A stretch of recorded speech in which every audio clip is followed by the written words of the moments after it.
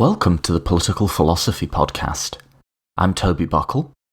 So in today's episode we'll be returning to Brexit and looking specifically at the role of ideology, political beliefs and emotion in what happened and what's going to happen there. My guest today is Professor Helen Thompson. Helen is Professor of Political Economy at Cambridge University. She's been there since 1994 and is at present Deputy Head of the School of Humanities and Social Sciences. Her work is focused on the historical origins of the post-2008 economic and political world and the crises that it's generating for Western countries. More particularly, her recent work covers the political economy of oil, Brexit, and the Eurozone crisis. Helen is also a regular panelist on Talking Politics, which I absolutely recommend as one of my favourite podcasts. It's more geared towards practical politics, what I called in this interview comparative government, and it's absolutely exceptional. It's absolutely one of my favourite shows, so I really recommend that. I've been listening to it for a while. I invited Helen on and was really happy that she agreed to do so. One quick note is this episode is a little bit longer than our standard episodes. What I usually do when I have a longer interview is I just split it into 2 episodes, and I decided not to do it here just because the rate of news has been so fast with Brexit that I worried if I strung it out over several weeks, the final part would already be out of date. I mean, maybe not. We end with what we think is going to happen, and that hasn't proved to be ridiculously dated yet, but you never know. So it's a slightly extended interview, but honestly, Helen is so fascinating that I think you can maintain your interest for the entire hour and a bit that we chatted for. I'll also be clear about where my own knowledge and lack thereof lies. As I said in this interview, I am not an expert. I'm as far from an expert as you're going to get on the procedural and structural side of some of these questions, and I'm happy to be corrected if I'm getting it wrong. My questions in this interview were much more geared towards what are the role of political beliefs and how far has this process been driven by people's commitment to ideals. So, with that as preamble, let's get right to it. If you stay tuned after the episode, I'll do a few updates on what's coming up next in the podcast. I've got another big project that I'm going to be excited to share with you all. And as always, a reminder that these episodes go out for free and advertisement free to thousands of people. If you'd like to support me in doing that, we have a Patreon page where you can donate any amount. I've been suggesting a couple of dollars an episode, and to do that, just go to patreon.com/political philosophy podcast. Or you can check out our website with links to iTunes, Twitter, all the ways to follow, and that's just politicalphilosophypodcast.com, politicalphilosophypodcast.com. So please do check those out. Apart from that, let's get straight to it. It is my absolute pleasure to present Professor Helen Thompson.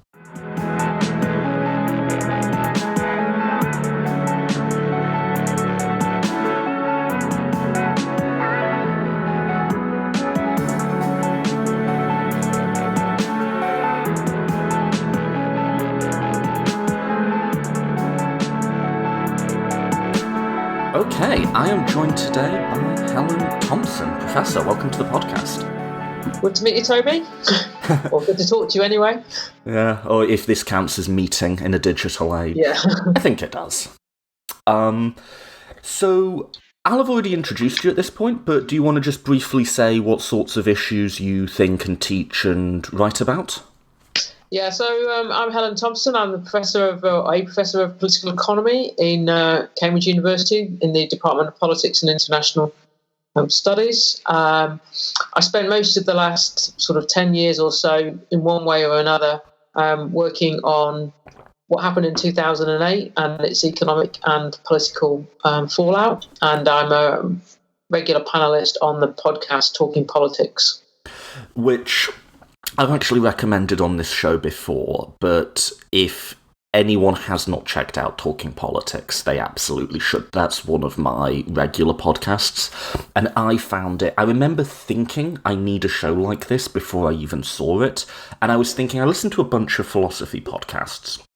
I need like a good comparative government podcast. That's what we used to call it when I did the core modules at university. It was political theory, comparative government, IR, and sociology, right?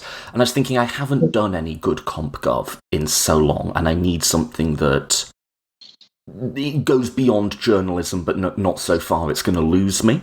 And that was and I just found it randomly, and that was absolutely what I got. So terrific work on that. I really enjoy it. I'm sure David will be glad to hear that. Yeah. But yeah, and you've been doing that for a little while now, haven't you? Yeah, we started actually when it was called Election in 2015. We just did then a season, as we called it, in the run-up to the 2015 general election. And then we started again with another season that ran through the beginning of the US primaries in 2016. And then it feels like, I'm not sure this is entirely accurate, but at some point after the referendum in Britain, we went to having an episode most weeks. In fact, pretty much every week. Yeah. How are you doing with the Brexit thing? Because I've covered it all of once on the podcast, but you've covered it 24 times at this point? Yeah, probably at least that. It definitely gets to the point where, well, there's two things that happen. First of all, it's mentally quite exhausting, simply trying to keep up with what is happening on a day-by-day basis, or at least it was in the few weeks leading up around the second and the third meaningful votes on the withdrawal agreement.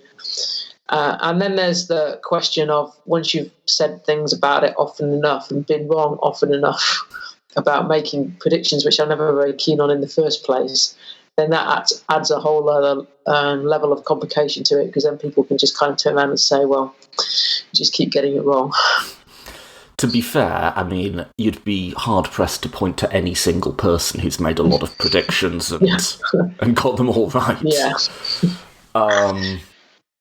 Yeah, well, I'm not in the business of doing that. I predicted last time I did it, I thought we'd get a long delay, and we'd get a long delay, but that's probably the only thing I've gotten right about it. I mean, it's hard, because it's like just... It feels like so much of it is just up to chance and happenstance, and a few votes go the other way, you know? I do think it's underestimated the contingencies, and it's certainly true that there's lots of things, or a number of things, that are structurally true that explain why we have got to the position where we are, I think. And one of them is the fact that in Britain we have a minority government. Right.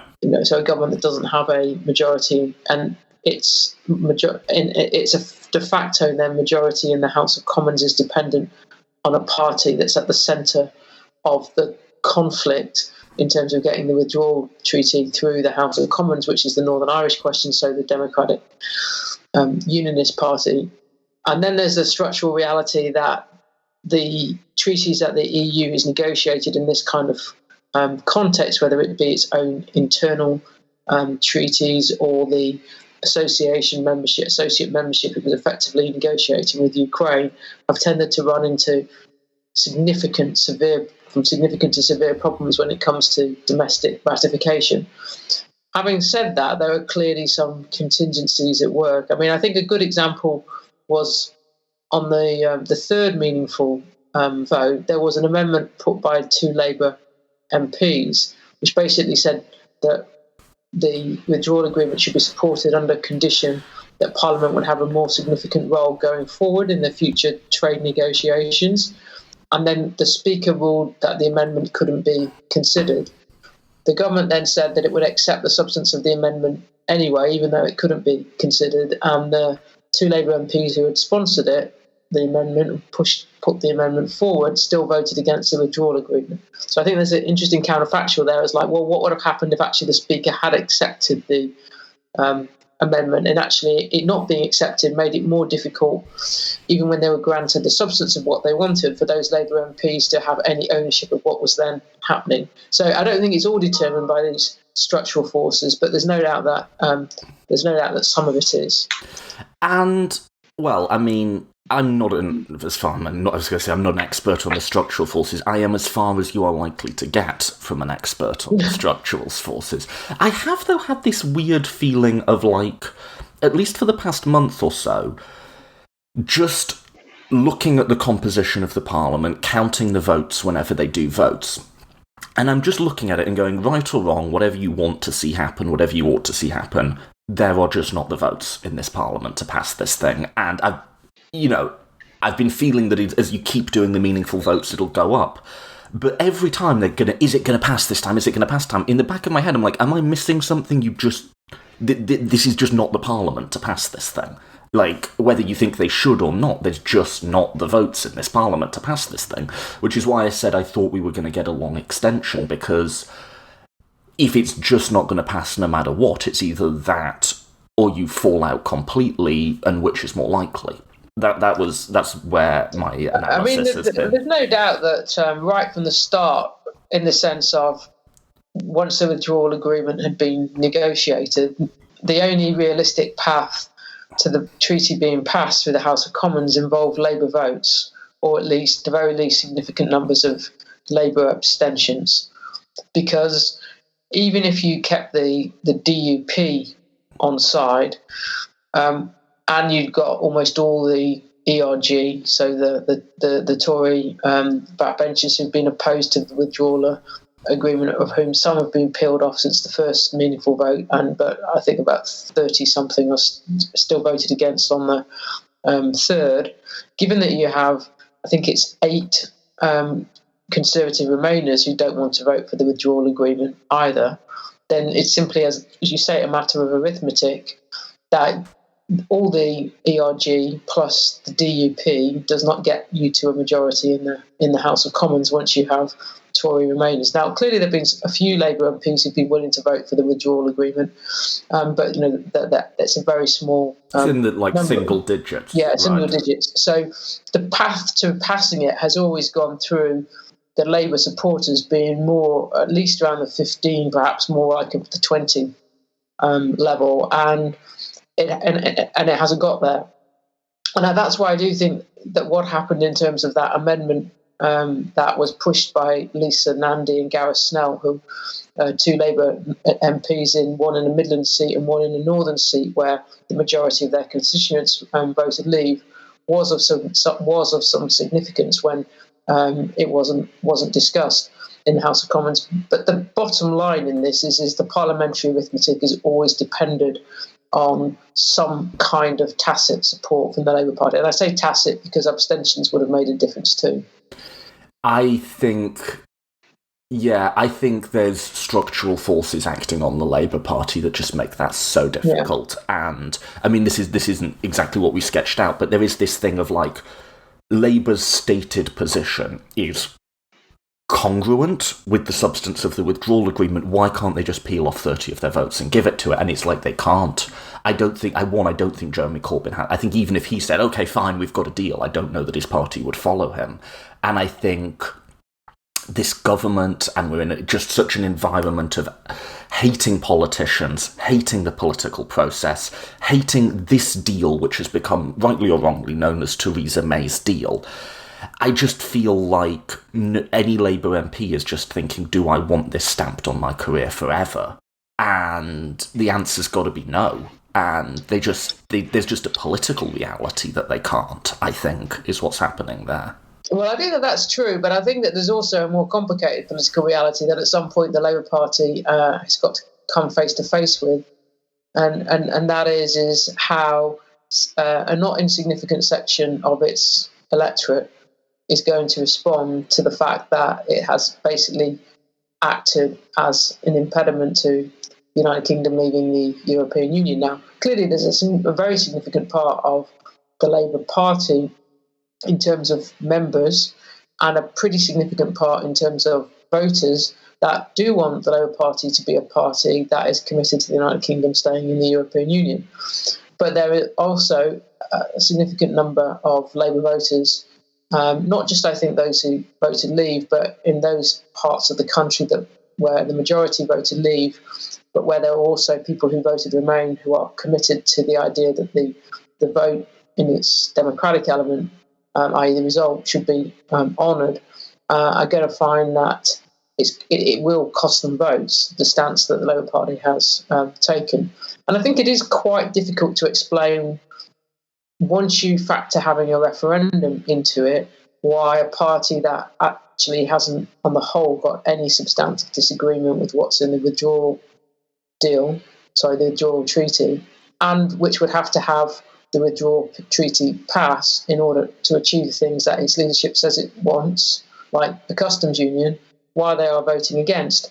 Having said that you're right, is the explanation of why they are is to do with partisan politics, and that they do not want to be seen as giving support to what the Conservative government is doing. And I think, in that lies the deep, if you like, complexity of trying to achieve the UK's withdrawal from the European Union via essentially, or through the authority of a referendum result, and then having a government in parliamentary politics, in this case one that now hasn't got a parliamentary majority, trying to implement it. Because in that political context, the instinct of the opposition party is going to be to oppose whatever commitments it has previously made about honouring the referendum result. There's also just something constitutionally weird about being in a situation where it is on the leader of the opposition to back the government, even if that's their state. That's not what the leader of the opposition does in our system. And I think essentially Labour are politically, they're gambling that most voters aren't processing it in the way that you describe. They're not processing it in terms of thinking, well, I'm a Labour Leave voter in a, Leave seat, and I want my MP to enact Brexit, therefore I expect them to vote for the withdrawal agreement. They're processing it in terms of, do I like politicians, the political process, and the government? No. Therefore, I'll back the main alternative. And I think Labour's gambling that people are going to be making decisions more in terms of the latter train of thought than the former. And, so far, it doesn't seem like they're obviously wrong. I'm sure plenty of people are thinking it through in the way you describe, but it seems like plenty more will back Labour out of a sort of reflexive anti-politics. I don't know. I don't know about that. I think that the thing is, I think it's not generalisable amongst Labour voters. And I think if you look at the detail of the Newport West by-election, which was a constituency where the majority had voted Leave, is that wasn't a particularly encouraging result for Labour, even though Labour held onto the seat.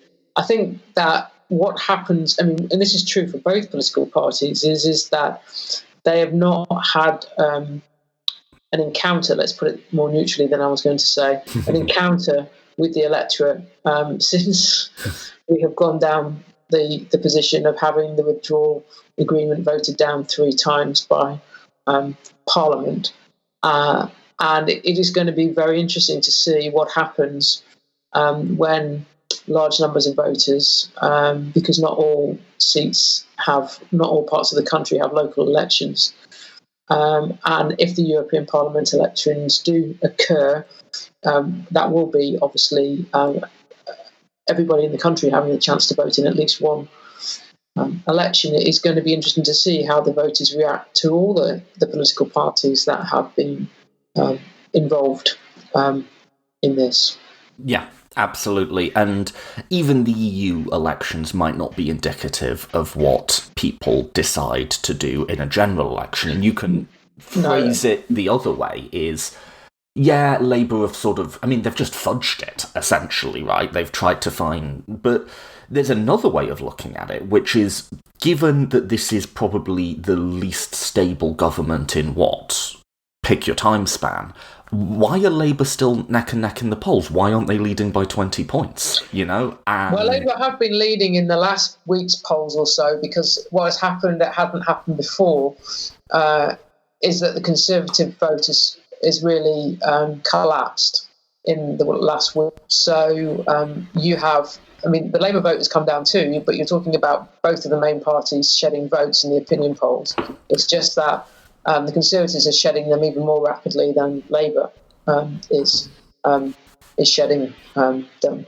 And the beneficiaries, on the whole, have been the pro-Brexit parties and the UK change. I've actually got the Change UK. Change UK. Yeah, that's going to be the new name of the independent group. But it's really quite striking, I think, how far in opinion polls since the turn of the year, because Labour had been losing votes for other reasons since the turn of the year, how far the two main parties have come down in the polling, particularly given the fact that the two main parties had done collectively so well in the 2017 general election and reversed what had been a situation where both of them had fallen some way from what the peaks, if you like, of two-party politics you would expect them to, where they had been in the past. But we look like, from at least the last week or so's polling, that we're back into very considerable fragmentation. I mean,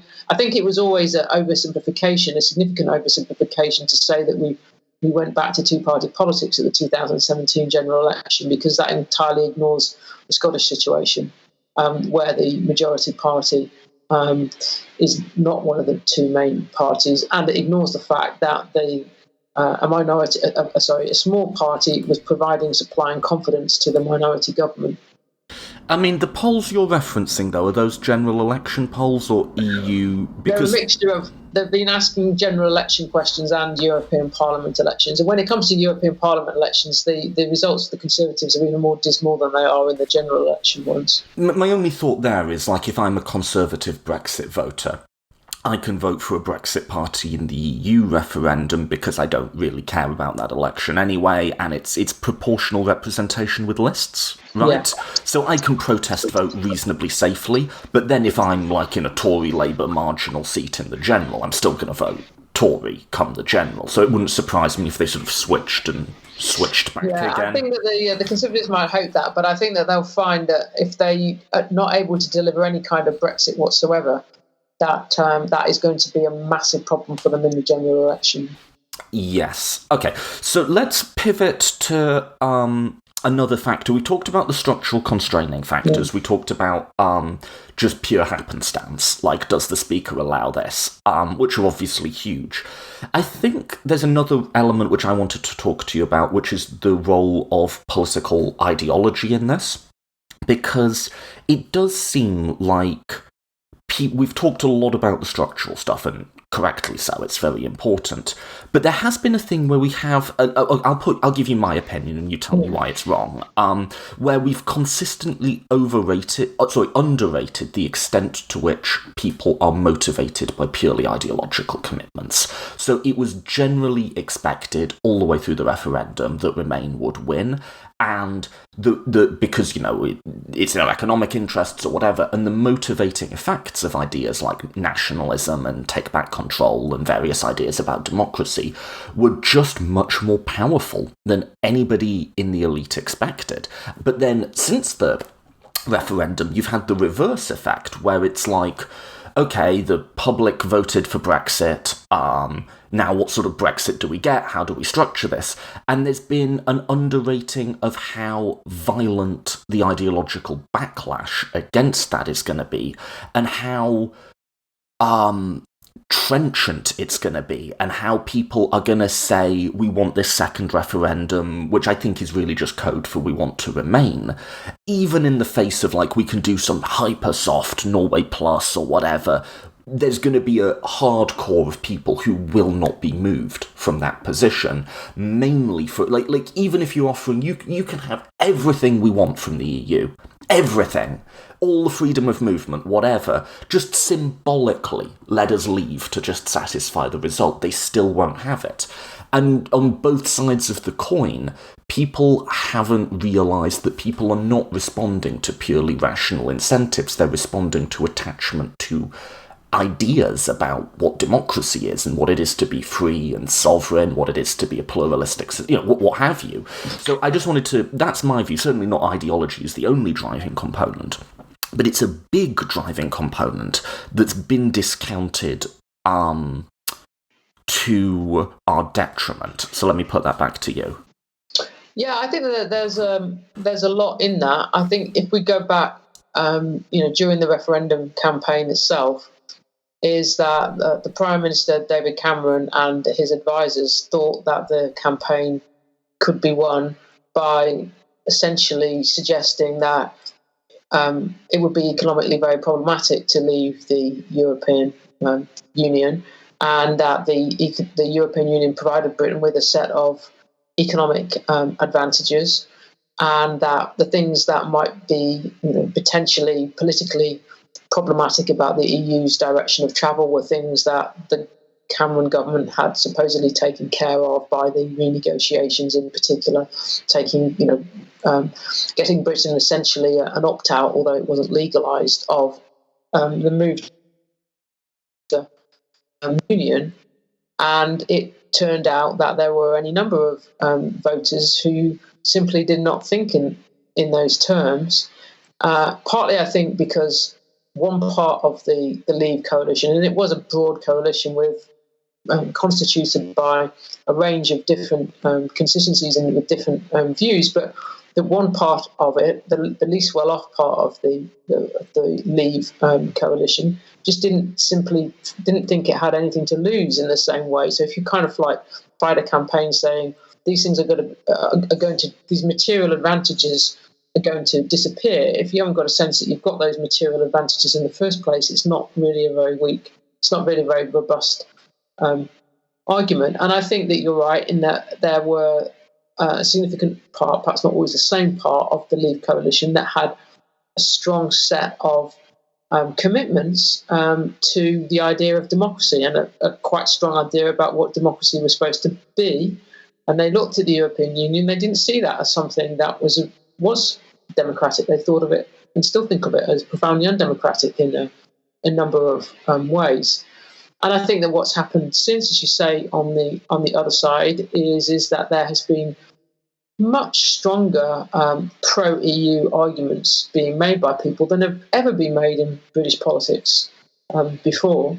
And that is not just about a specific set of the economic arrangements that are beneficial to the groups of people who are most likely to make these arguments, namely the freedom of movement issue, but they are about Europe, the EU as an ideal, as a cosmopolitan ideal, as in some sense a symbol of connectedness, togetherness in a changing, internationalized world, however we want to describe that. And they have reacted to the referendum as something that is fundamentally a challenge to the way that they want not just Britain, but Europe, the world in some sense, to be. And they see giving in to Brexit in those terms as conceding something that for them is fundamentally ideologically problematic. And so it isn't just a case of, I think, of them saying that there were, things wrong with the way the referendum was fought from their point of view, concerns about some of the things that were said by the Leave campaign. I don't think actually a second referendum that was won by Leave, if it were won by Leave, I mean by that, would fundamentally change their objection to what has happened, is that we now have a not insignificant group of, who are ideologically committed to the idea of the European Union. Now, I think that there are times when that concept of that idea of what the European Union is, in the way in which these arguments are made, is rather removed from the actual reality and actuality of the European Union. It's a very idealised European Union that's being turned into an ideological commitment here. But that is part of what ideological commitments do. So it doesn't change the fact that it's become an important part of UK politics.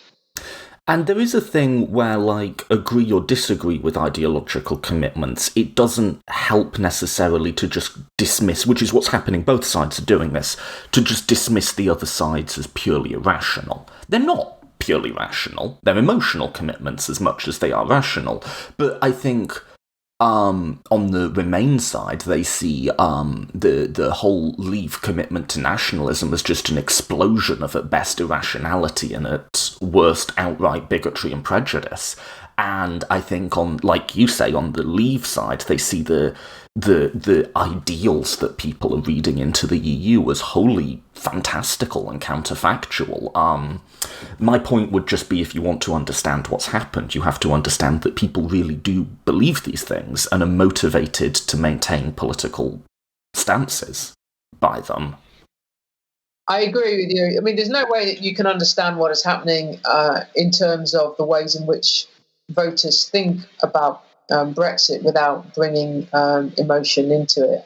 Absolutely. I mean, it is also the case that emotion isn't going to get the country very far in trying to deal with what to do about the question of whether Britain should persist in trying to leave the European Union, or if it were to stay in the European Union, how it would stabilise its membership in the European Union. Because a pretty significant part of the domestic political problem now is the very fact of the disagreement, the intensity of the disagreement amongst many voters, the extent to which the disagreement is bound up with so much emotion that makes finding any common ground really quite difficult. And that is, I think, very problematic in a context in which, whether the UK is inside the European Union or outside the European Union, it is, aside from anything else, a constitutional question. And if there isn't much consensus, and if it isn't possible for there to be much consensus because of the polarisation about what constitutional order there can be for the United Kingdom, then we've got some pretty difficult politics ahead of us. I just don't know. I mean, I think people start at the end point and work backwards. They sort of start with the idea of we have to reach consensus and think, well, what's the map there? And at the moment, I don't see what the route on that map looks like. And I'm happy to just be honest and say if you're saying we have to get back to consensus, I don't know that that's happening anytime soon. And it's happening, and there's structural reasons for that, but there's also ideological reasons, and it's people have emotional attachments that run different ways.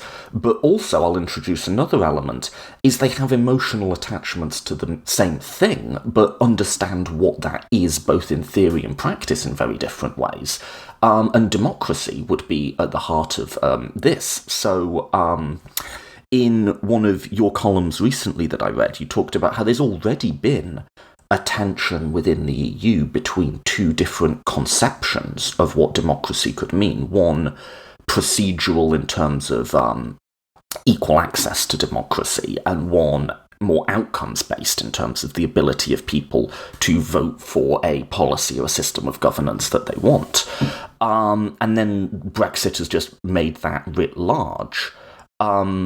Actually, should we start there? I just very crudely characterised your last bit of work. No, that's fine. But it seems to me like it's not just like one bunch of people says we want democracy and another bunch of people says we want some other thing. It's actually both sides would view themselves as Democrats, but they have very different conceptions of that concept, right? No, absolutely. I mean, if you look within the EU itself, and this goes way beyond the Brexit, you've got the people who worry that the EU's compromised its democratic values by turning a blind eye to some of the things that are going on in Hungary and Poland in particular, and the ways in which the government, so the Orban government perhaps most of all in Hungary, clearly violates what have been historically understood to be liberal democratic norms. Then you've got the other groups of people who look at the European Union itself, its collective decision making, and they think that there's not a great deal of democracy in that, and that the European Parliament, which is supposed to be the, if you like, the most democratic part of the European Union, does not have the authority in the same ways in which national parliaments do, and executive decision-making within the European Union isn't accountable in the same way to electorates, because there isn't a European electorate as such for it, a single European electorate for it to be accountable to in the national democratic politics of member states. And that's just that basic level. We can find any number of other ways in which what looks like the democratic good bit to some people looks like the undemocratic bad bit to others. But I think that, to go back to your broader point, I agree with you in the senses it is pretty difficult to see how, in the UK's case, we get to anything like sufficient consensus to re-establish a constitutional order that to which there is relatively broad consent. And if you looked at it, from a historical perspective, you might be quite pessimistic, because you would say, well, when you get these kind of clashes, is that you only get back to some semblance of order when one side very clearly gets politically defeated ways. So I think that in the United Kingdom, it does require a lot of thought as to how, whatever the outcome now turns out to be, how there is going to be more consent to it than would be the case if we just reached the point tomorrow of either the UK leaving or the UK staying. There would have to be a political commitment to try to broaden the amount of consent that there is to whichever option that we end up with. Which I don't see on either side. I think whatever we did, the other side would feel that was not just the wrong outcome, but the illegitimate one. It would, but I think that I can. I think one can be overly pessimistic about these things in the sense that we can just take, like the here and now as it is with this hyper-polarized, frenzied kind of politics, and say this is the way it's going to be as far as we can see. Things can change quite quickly too, and that I think that there were certain points along the way, and I would say probably in the run-up to the 2017 general election, where it looked like the issue not was being settled in favour of the UK leaving, but in the period between Article 50 invoking Article 50 being passed by the House of Commons and then the general election result, there seemed to be less discontent than there had been before. This position that the UK is in at the moment of having a minority government that actually, to all intents and purposes, doesn't have a majority in the House of Commons, even on a supply and confidence basis any longer, is really adding to the sharpness of the conflict that is taking place. Because what's at stake is not only what to do about Brexit, but which party is going to be in power once there is a general election.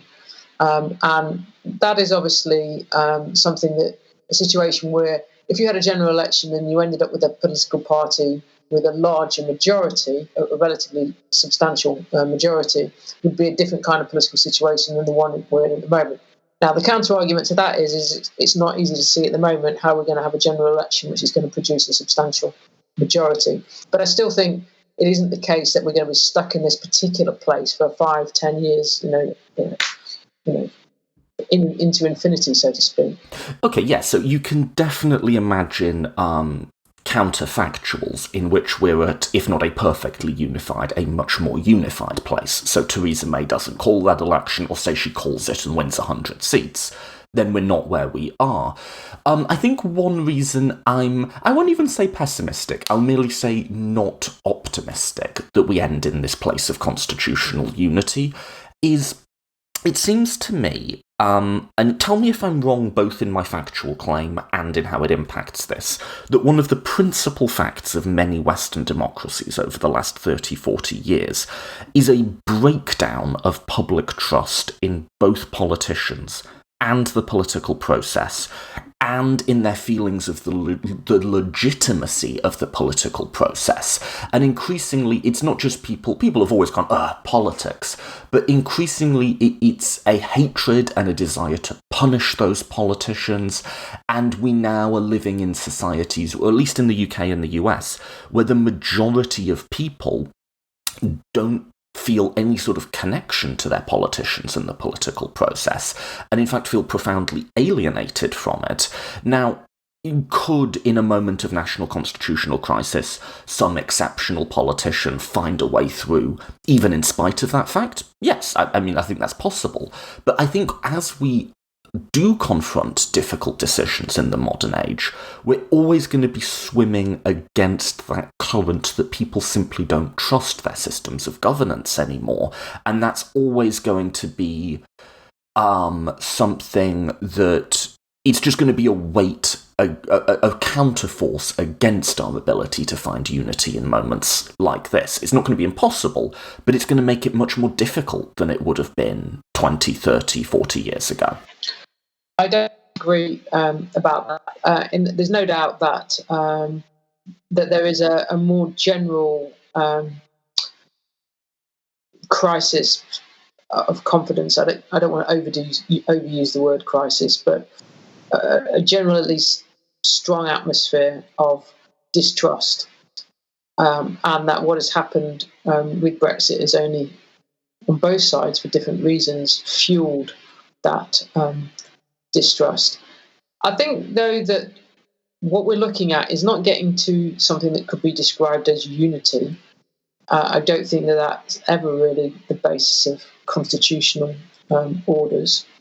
Is that what we're need to get to is more consensus than there is at the moment, which is not the same thing as unity. And is that now, in the case of the United Kingdom, I think that this is particularly fraught, or made more fraught, I should say, by the fact that the constitutional order in relation to the multinational state of the United Kingdom is not stable either. So that if we look at the way things are at the moment, we have, very weak towards non-existence governance arrangements for England. We have a dominant party in Scotland that is committed to the end of the Union. And in Northern Ireland, we have the devolved institutions having been suspended for more than 2 years now. So and we've had, a referendum on the breakup of the Great Britain part of the Union of England and Wales with Scotland only 4.5 years ago. So I think you would say that even if the Brexit referendum hadn't happened and everything that's happened since hadn't happened, you would still be looking at a constitutional order that was in some difficulty. And now we've compounded that by everything that's happened since June 2016, or including the run-up to June 2016.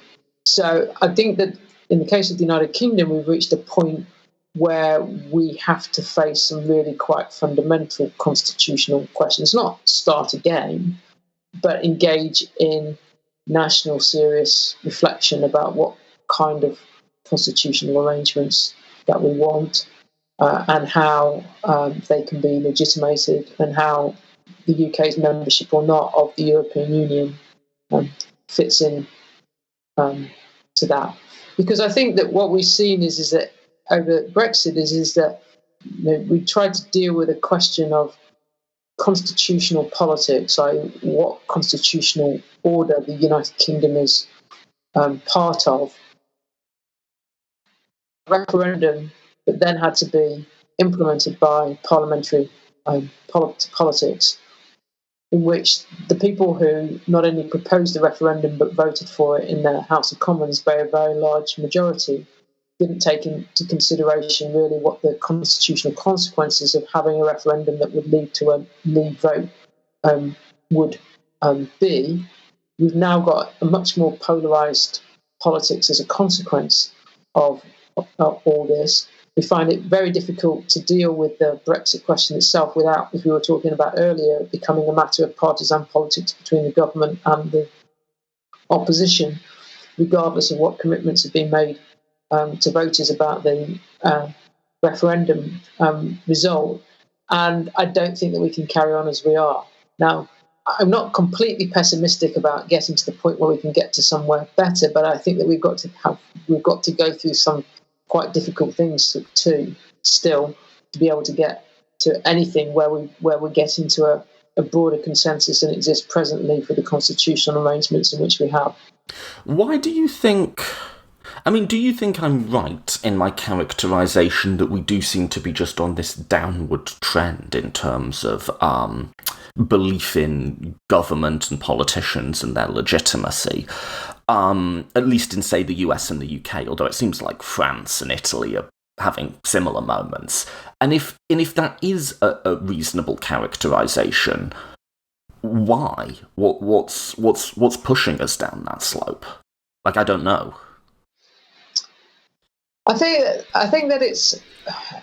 I think that the answer to your first question is that in the case of the UK, I think it is complicated by the fact that the referendum on the winning side of it, on the Leave side of it, anyway, it would appear a general belief that the politicians would now do what they said that they were going to do, which was to implement the decision that was made.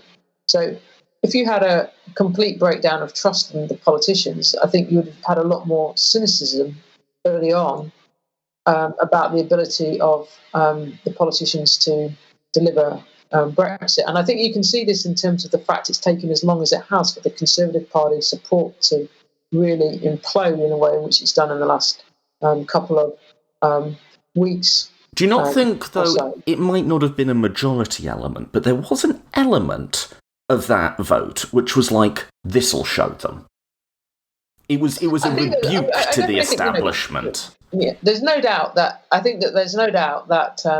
two things. First of all, that there was a coalition of different voters expressing their opinions about different things, and the ways in which that related to the European Union itself and Britain's membership of the European Union, I think, varied across the Leave coalition. I think there was certainly an element of that coalition that did want to express its profound discontent with the political status quo, including, to some extent, I've said this before, simply almost taking away something in terms of European Union membership that it saw that, on the whole, the political class was significantly attached to. So a part of it becomes, well, if you like it that much, then we've got our chance to take it away from you and we're doing that because we kind of want to express how alienated we are from the way that you're governing us.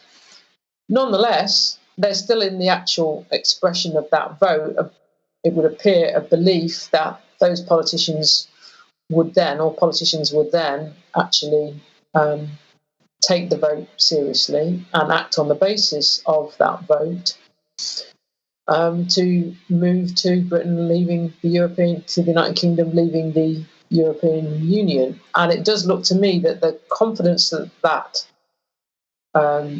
that would happen is only something that really fell away really quite late on, i.e. in the last couple of weeks or so. Well, yeah, I think if there's a narrative I'm telling about a general collapse of public trust, Brexit is both a symptom and a contributing factor towards that, right? If people really trusted their elites, they wouldn't have voted for Brexit, because pretty much the not all of it, but the bulk of elite opinion was for Remain. And they didn't. And then the fact that they were given a seemingly clear, possibly clear instruction to do this thing, and have seemingly just not been able to, is going to further erode that trust, right? It's both cause and effect, but Brexit's maybe exacerbated that process. But it doesn't seem like it was something out the blue. It seems like we have been feeling this way, or a large number of have been feeling this way about our politicians for some time. Yeah, I think in this sense is that what the referendum has done has been to expose something as being true rather than to create something as being true. It basically, if you like, ripped the bandage off a wound there for everybody to see in one way or another since the referendum took place, and the fact that that so many people, not least the MPs themselves, I think, didn't really consider the possibility, and certainly David Cameron didn't appear to consider the possibility that Leave could win, is a pretty problematic state that politics got into, regardless of what one thinks about the rights and wrongs of the UK leaving the European Union. Because I think it's reasonable to say that, you know, when the House of Commons voted by a 6-1 majority to hold this referendum, that almost all the MPs who don't want to, pretty much I'm sure all the MPs who don't want to leave the European Union, thought it was safe to vote for said referendum because they didn't think there was any realistic possibility that the referendum would turn out as it did. Yeah. And so their judgment about, you know, like how voters were likely to respond to being asked this question was completely wide of the mark. And that has, I think, you know, had ongoing political consequences, because we now get arguments which in some sense have got quite a lot of merit to them about the problem of trying to deal with a question like this via a referendum. Right. But they're the arguments to be made before you have a referendum, and reasons for not having one in the first place, not that can readily be made by those on the losing side of the referendum after the referendum has taken place. Yeah, I mean, I'll quickly say this as an aside. You know, I won't hide my preferences, I voted Remain, but there does seem to be on the Remain side just a contradiction, which is like, if you would accept the result of a second referendum, why won't you accept the result of the first, right? Or, you know, and if you really just say, what do they say, constitutional change shouldn't be decided by plebiscite. Okay, that's a point of view, that's a fair point of view. But then, if you're committed to that point of view, then you presumably would be okay with a future Tory government deciding to have Brexit without a confirmatory public vote. And no, of course you wouldn't be fine with that. It's just special pleading. You just want to remain in the EU. So I think both sides are not coherent in what they view as legitimate in terms of it is a public vote or is it Parliament or whatever. That's a bit of an aside, but I do find it frustrating on both sides, frankly. No, absolutely, I agree. Right. But there's a contradiction on both sides, isn't there? Because it seems like there's a base of, like, I'm stereotyping here, but like young people who live in college towns or something, right, who are very, very pro-Corbyn, but also very, very pro-Remain. And actually, if you want a lot of the stuff that Corbyn's talking about, that seems like it would be much more realistic outside of the EU. And then, I mean, I wonder if it would happen anyway. I wonder if you had a Corbyn government where he would fail to command a majority in his own party in the same way that Theresa May has. I think that could certainly happen. But it does seem like a contradiction, and Corbyn himself seems aware of the contradiction. He seems to be genuinely a mild Eurosceptic, who just can't touch Brexit for political reasons. But there is a bit of a contradiction between being super pro-Corbyn and super pro-EU, right? I think that there's so many contradictions in all in everything that's happened. I mean, I think two reactions to that. I think, first of all, it's an open question as to what would be constrained under a Corbyn government in policy terms by EU membership. I think that in the case of a member state that's not in the euro, that the constraints on a centre-left government as far to the left as Corbyn's would be from the centre are much less than they are for the Eurozone states. I don't think it's a coincidence that the centre-left in most of the Eurozone states, not all of them, have had the difficulties in which they have had. And then I think, though, that the second thing, and this really is interesting, I think, is about Corbyn, is that Corbyn didn't make any pretense about who he was in relation to the European Union question during the leadership contest in 2015. And after the referendum, the first thing that happened within the Labour Party was an attempt to remove him, essentially over the EU question, because the candidate that was put up against him, Owen Smith, pretty much said he was going to agree with what Jeremy Corbyn was doing about every other issue, but that he was pro-Remain and would turn the Labour Party into a Remain party. And yet, Jeremy Corbyn won that second leadership election, very easily. So we've then had since then, a general election in which the Labour Party basically stood on a manifesto of leaving the European Union, and that also didn't really dent the view that many Labour voters had of him as someone who should be leading a party that was committed to Remain. Now, I think that we've seen in the last probably 6 months or so that slowly he's been pushed further away from the position that he would like, left to his own devices, have adopted. But in one sense, I think it is odd that the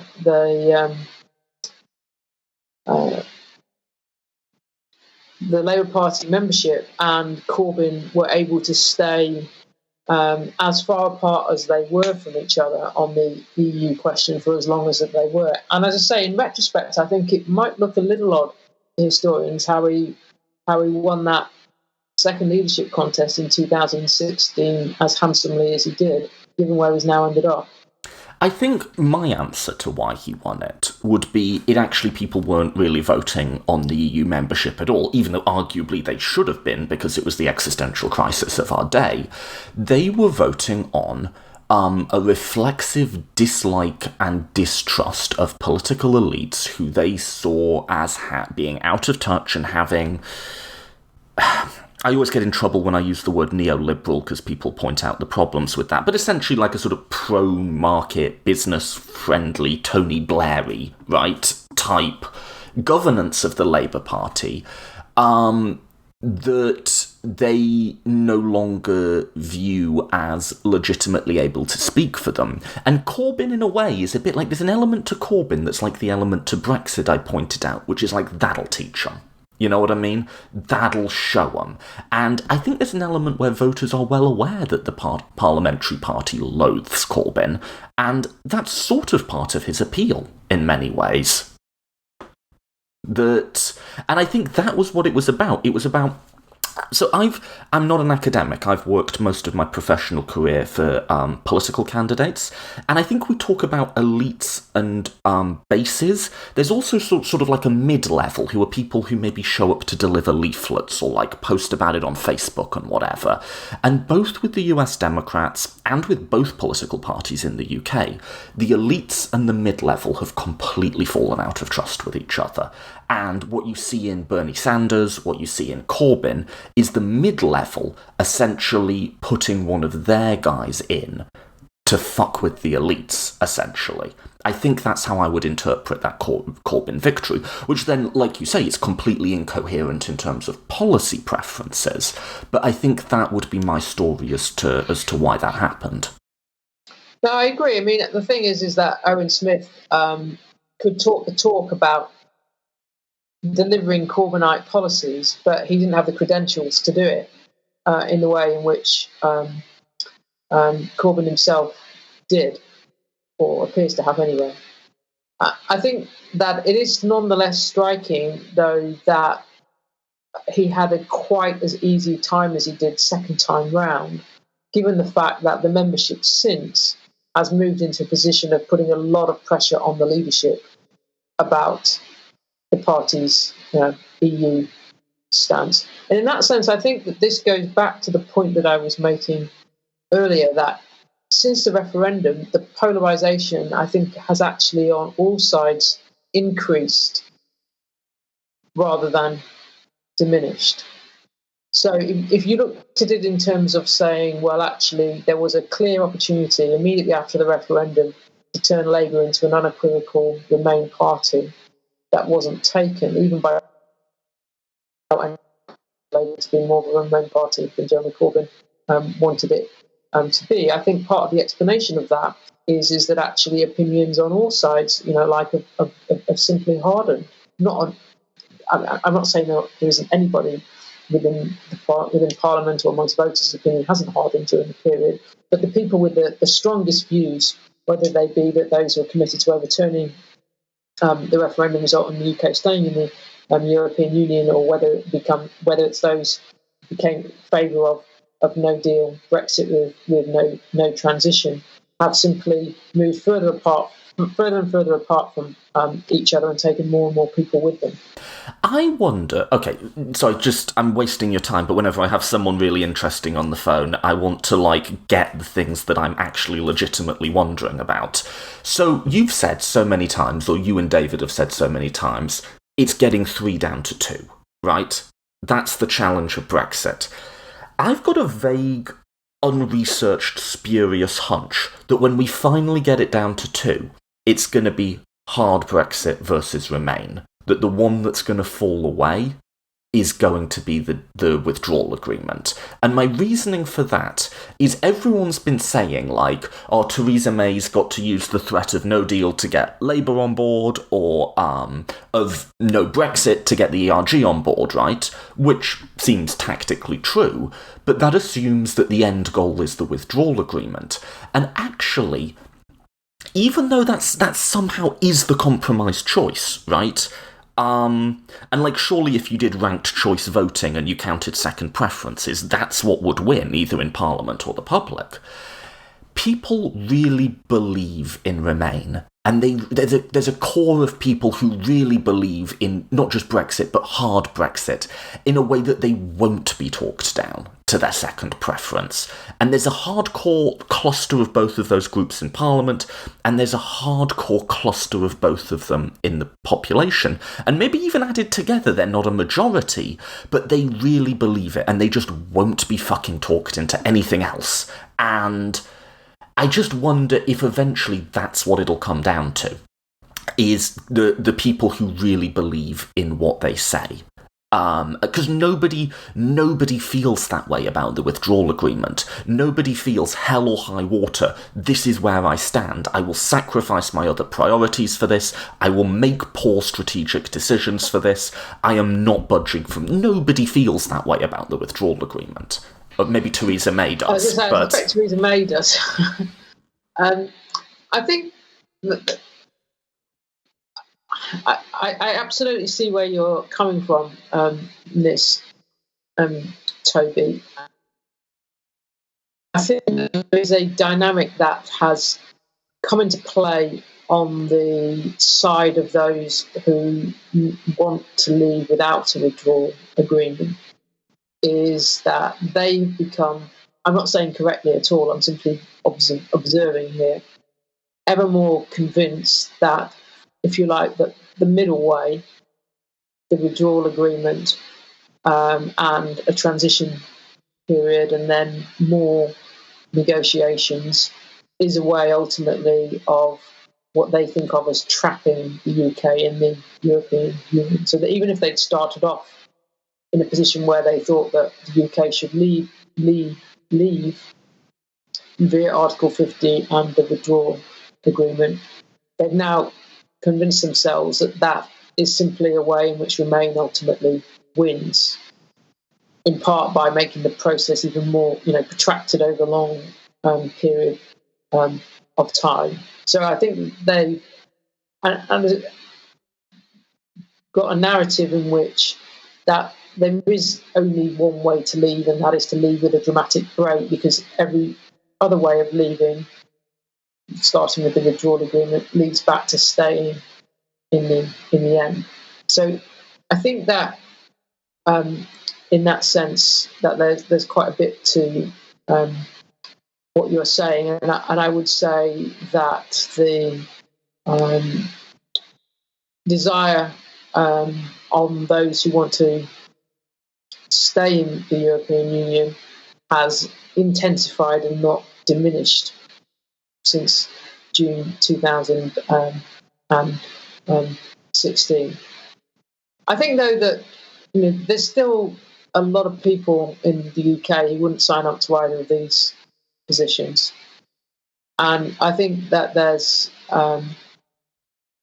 people who do want to leave, but do have quite significant economic worries about what doing so dramatically and without a transition agreement would mean, even if they won't necessarily lose that language. And I think you have a not insignificant section of Remain voters who do think that the referendum result should be honoured. So I think we can overdo the polarisation, because the ones that have the firmest opinions are often the loudest about making them known on both sides. I also think you can't really rule out, you can't really discount, with a better way of putting it, the fact that Theresa May is whatever else she may have in terms of quality, she's an extremely poor communicator. And so I think that, for instance, if you'd have more of Michael Gove for the withdrawal agreement, I think you would have. I'm not saying that would have meant it would have had enough votes in Parliament, but I think it would have at least somewhat changed the political context in which this was playing out.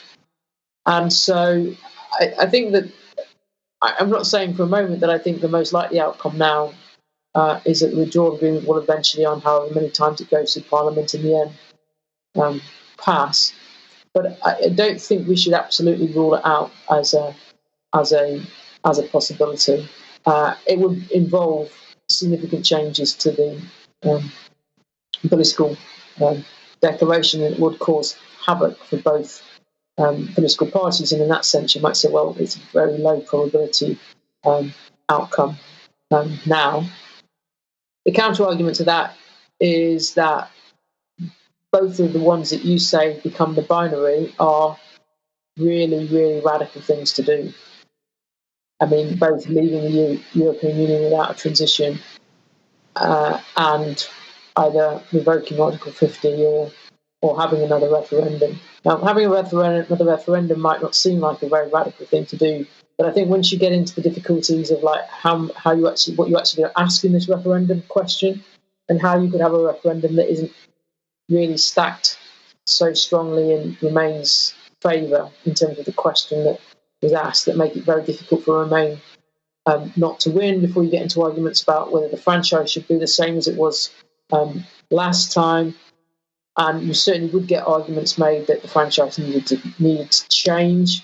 Then I think that having a second referendum pushed by people who have never accepted the outcome of the first referendum with the clear intent of trying to overturn the outcome of the first referendum is a radical thing to do, a very radical thing to do. And so it doesn't mean that either of these radical things can't happen. I think the second of them is more likely than the first of them, much more likely than the first of them.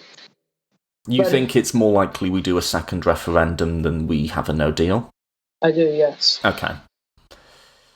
I think, though, we shouldn't at all underestimate what a really radical political moment that would be. It would. Here's the thing, though. Whatever story you tell about where we go forward, I can tell a story that it just comes down to no deal versus Remain. So say we have a second referendum. You have to have both deal and no deal on the table, right? You can't just have Remain versus the deal, because that is just a protracted way of getting to Remain, right? It would completely lack legitimacy. Maybe that's what we do, but you have to have a three-way referendum. What happens in the event that no single option wins? Well, if you do a runoff between your top two options, that'll be Remain and no deal. You'll probably get, like 40-40-20 on that question, and then you end up with Remain and no deal as your final two. So I don't know, whatever story you tell, You can tell a story where you end up with the ones people really believe in. But say you did ranked choice voting, then you probably get the deal as everyone's second preference. But then you've got this bizarre thing where a majority of MPs are committing to something they don't necessarily agree with, and is basically the first choice of quite a small minority of their voters. That's just really weird, and I don't know how that holds up. Well, I don't know, though. I think that a majority of MPs left to their own devices in a secret ballot would vote for the withdrawal agreement. I mean, you can argue about what they would then vote for in the political declaration. But I would think that if they didn't have to be responsible as an individual for bringing it about for different reasons in terms of their vote being made public, I'm obviously guessing, but my guess is that the majority of MPs actually think the least problematic thing to do is to leave with a withdrawal agreement. And I think that there's clearly nothing like a majority in favour of no deal in Parliament, miles away from a majority. But I think if you look at the votes on the referendum and revoke, if you discount the one in which Corbyn basically had the Labour Party three-line whip on the referendum in the interests of party management, because it was an indicative vote rather than something where consequences would follow from the outcome of the vote, it's not clear to me that there is anything like majority support for a second referendum in Parliament. Just to be dumb, though, that's a brilliant question. Just to make a stupid point, I can still tell a story there, though, where it comes down to Remain versus No Deal, because let's remove the constraint of knowing how our MPs vote, right? It's whatever you called it, a blind vote. And then let's accept the premise that a second referendum is just a fancy means of getting back to Remain. Well, the second referendum, that was up there, I forget the exact totals, but it was that and the Common Market that were, close to a majority. Now, granted, straight revoke only got, 100 votes? But that was in a thing where no party was backing it, and people knew how their MP was voting, right? So, Leave MPs... Labour MPs in a Leave seat couldn't possibly vote for that. But, say no one knows how their MPs are voting, maybe it's the case that all the people who are voting for second referendum vote for what they really want, which is Remain. You even get a couple of dozen Tory MPs voting for it. You get the same hardcore ERG, maybe even some cabinet ministers going to just crash out, because that's what they really believe. And actually, once you remove the constraint that the public doesn't know how you voted, it's the withdrawal agreement that falls away again, and the Remainers just show their true colours. Sorry, go ahead.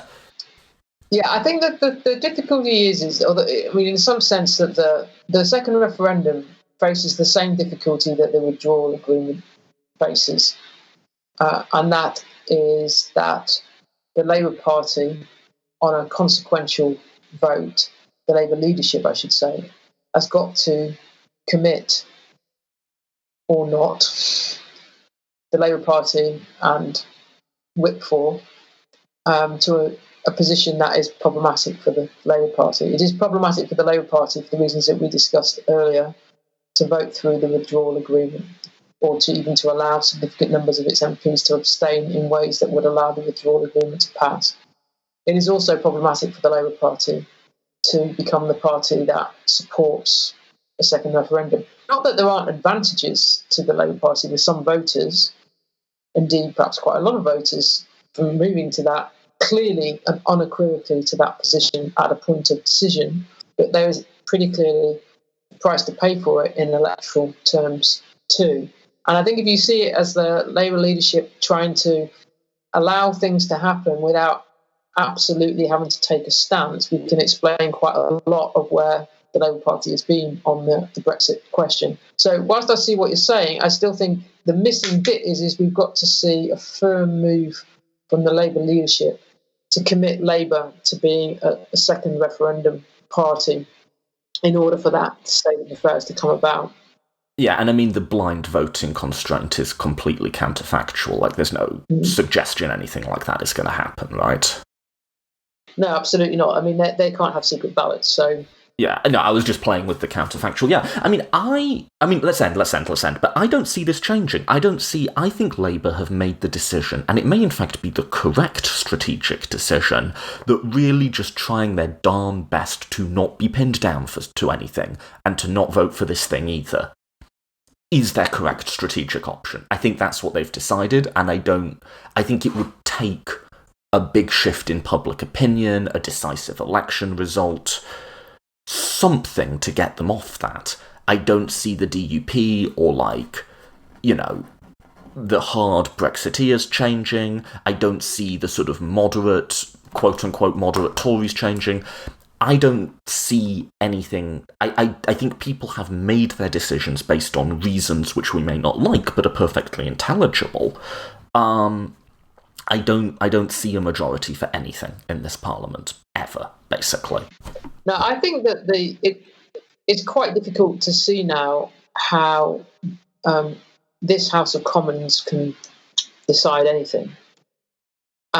It's also, and this is where we get into a whole other level of complications, it's not for this discussion, is difficult to see how this House of Commons comes to an end, given the combination of the Fixed Term Parliament Act, the DUP's position in it, the DUP's relationship with Jeremy Corbyn, the views of parts of the Parliamentary Labour Party about Jeremy Corbyn's leadership of the party, the breakaway of Change UK. And there's quite a number of factors that are working to make it quite difficult to have a general election, even though in terms of Brexit, it's quite difficult to see, if not almost impossible to see, how this Parliament gets any further with it. So, yeah, I mean, that was my position before we got this long extension, that I just see us ramming into the next deadline. I still just see us ramming into the next deadline. I know we started by saying let's not make predictions, but we're just going to be here in 6 months again, right? Well, possibly, yeah, possibly. I mean, the only thing I'd say is that quite a lot of things have happened that have taken people by surprise. So I'm sure that politics is in part about events, and there will be events that will happen in the next few months that none of us will have thought of them happening. They will happen, and they will have an impact. All right, Helen, listen, you've been tremendously generous with your time. I really value you coming on. If you want to tell people where they should go to check out Talking Politics, follow you, where would you like to direct our listeners to? I'm on the Talking Politics. It's just talkingpolitics.com, I'm pretty sure. And I'm also on Twitter on Helen HUT20.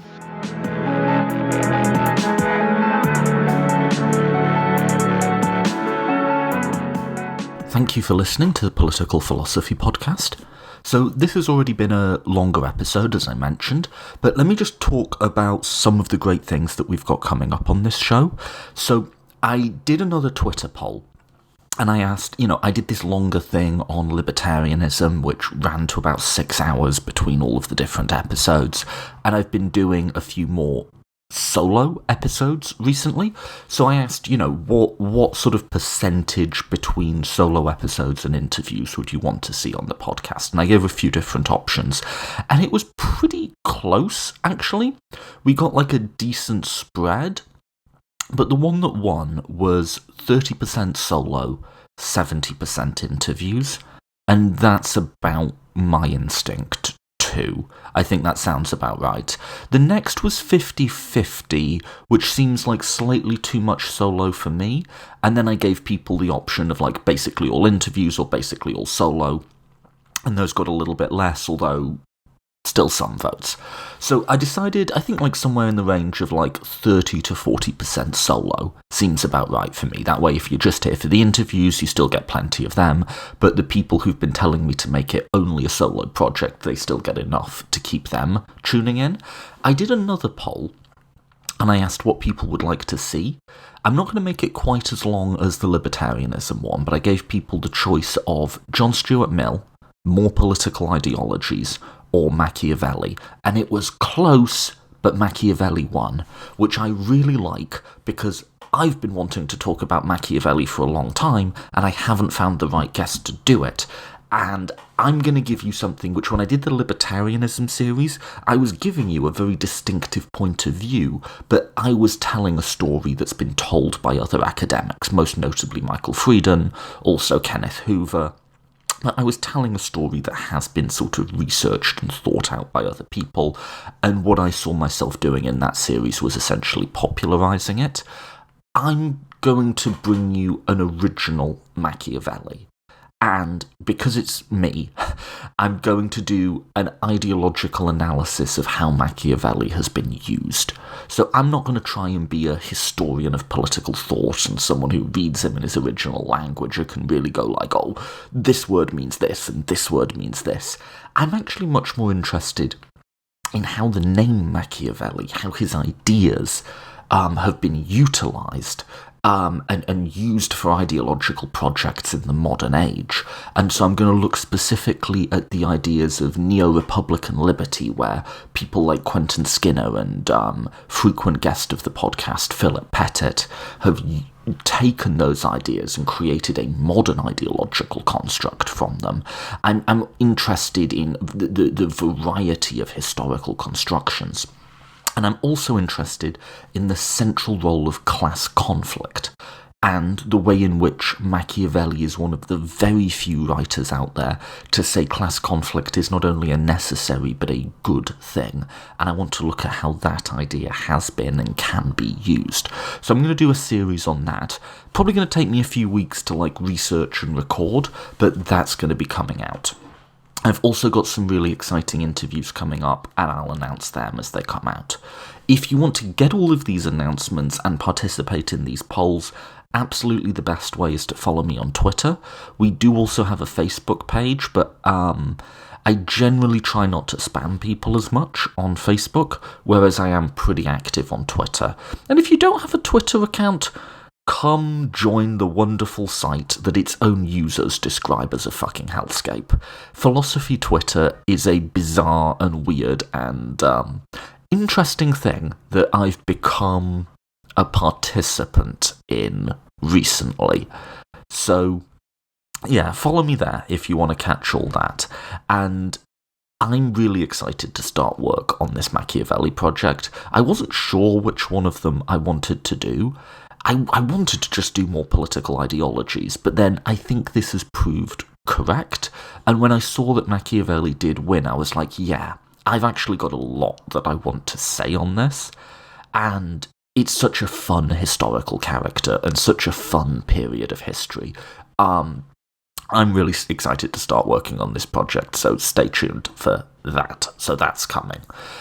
As always, if you want to support the show, you can do so on Patreon.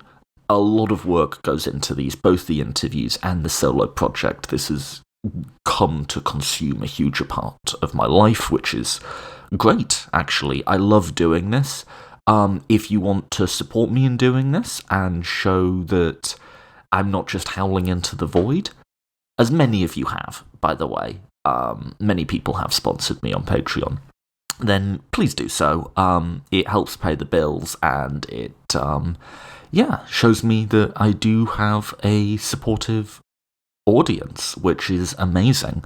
So thank you to everyone who does that. Thank you to everyone who listens.